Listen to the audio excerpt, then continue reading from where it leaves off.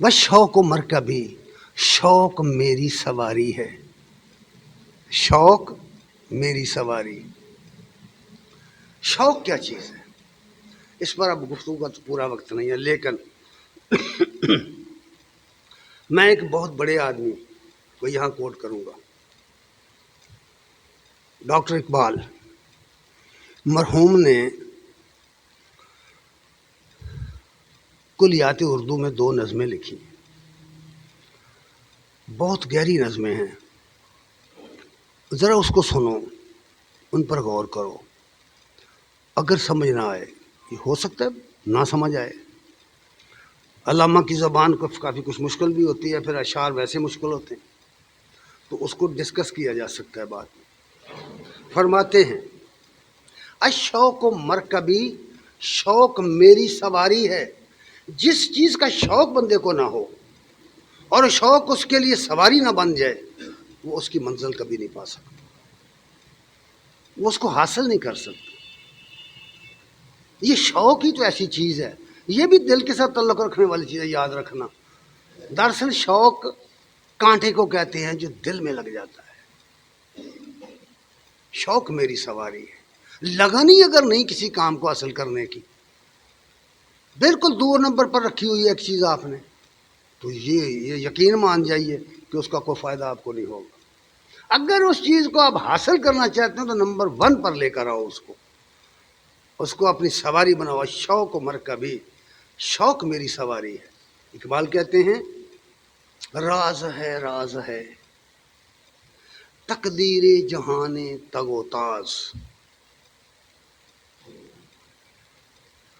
جوش کردار سے کھل جاتے ہیں تقدیر کے راز، جوش کردار سے کھل جاتے ہیں تقدیر کے راز۔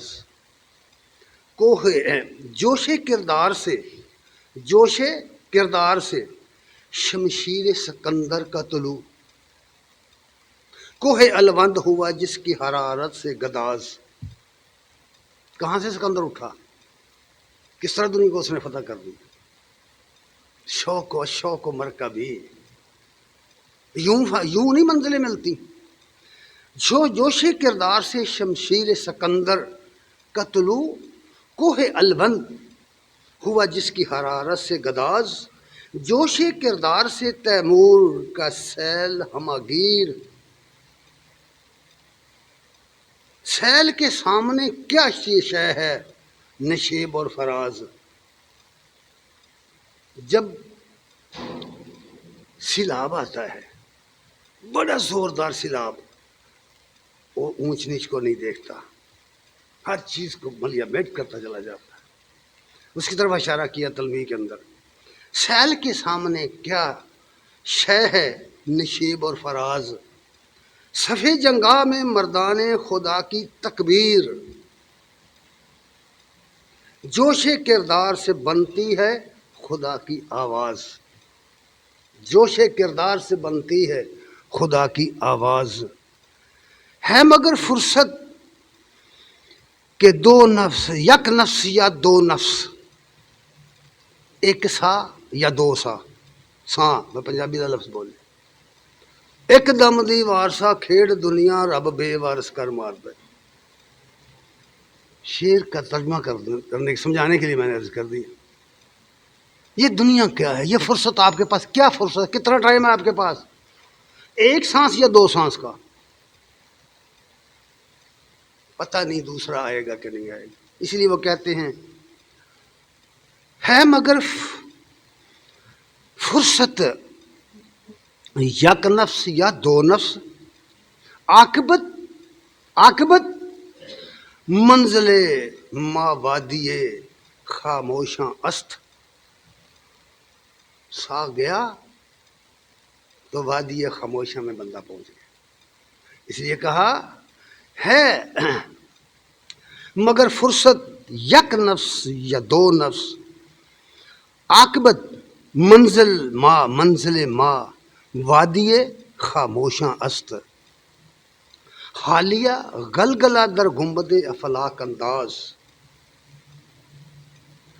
پھر کہتے ہیں قدرت فکر و عمل کیا شے ہے؟ قدرت فکر و عمل کیا شے ہے؟ ذوق انقلاب.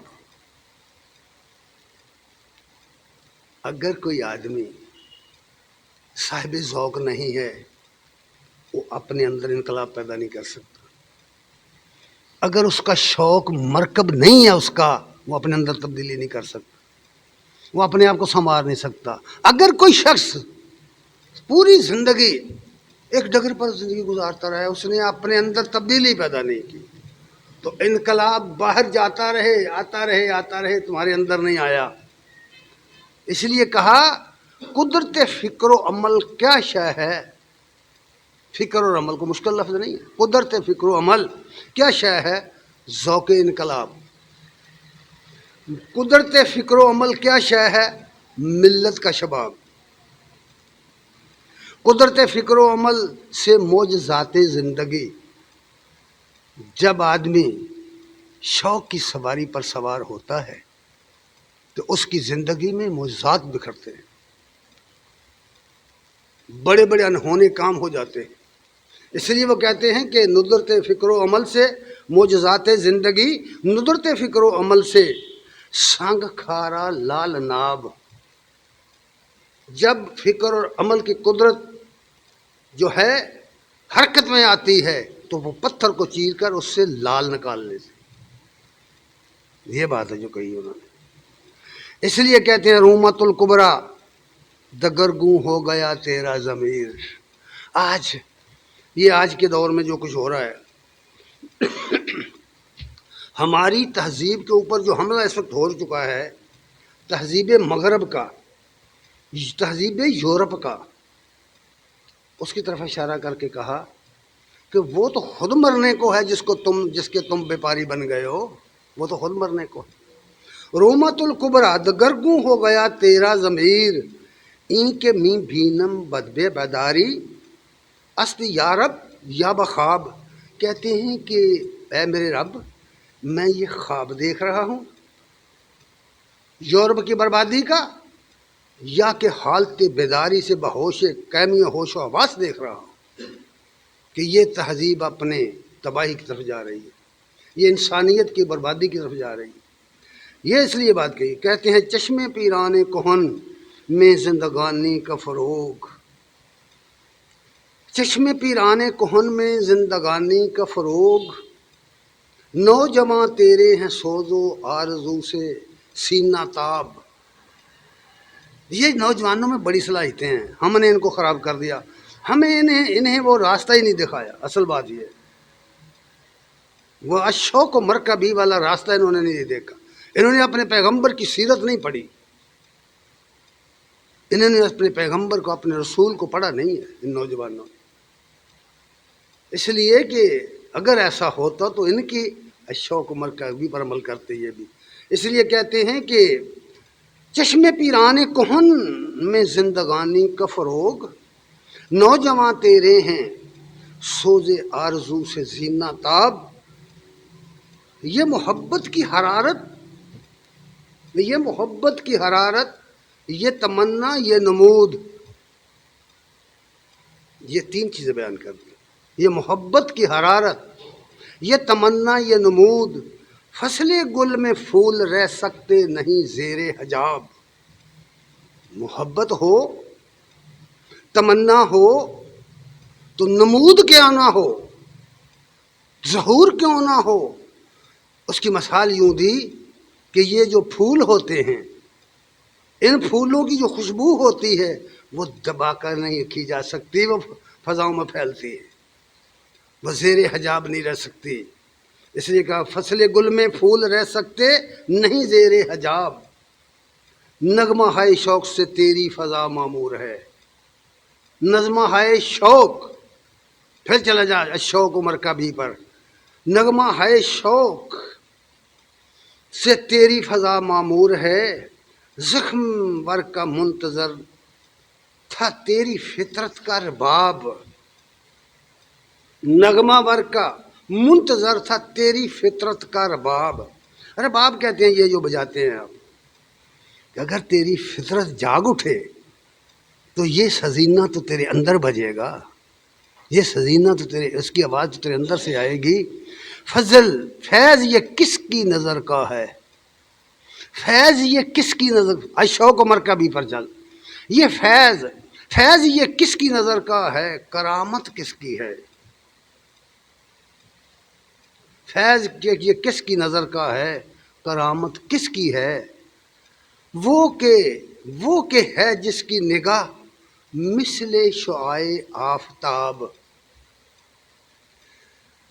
کبھی غور کیا آپ نے کہ یہ جو سورج ہے کبھی یہ تقسیم کرتا ہے اپنی شعاؤں کو کہ اس کو دینی ہے اس کو نہیں دینی؟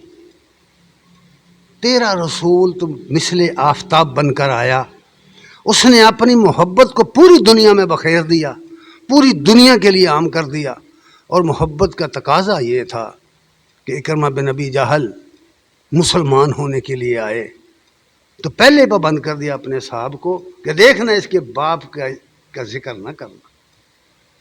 ساری زندگی ابو جہل نے جو مخالفت کی ہے، دیکھنا اکرمہ کے سامنے اس کی توہین نہ کرنا۔ کس کے تھے؟ اپنی چادر بچھا دی دشمن کے سامنے۔ یہ ہے وہ محبت، اسی لیے کہا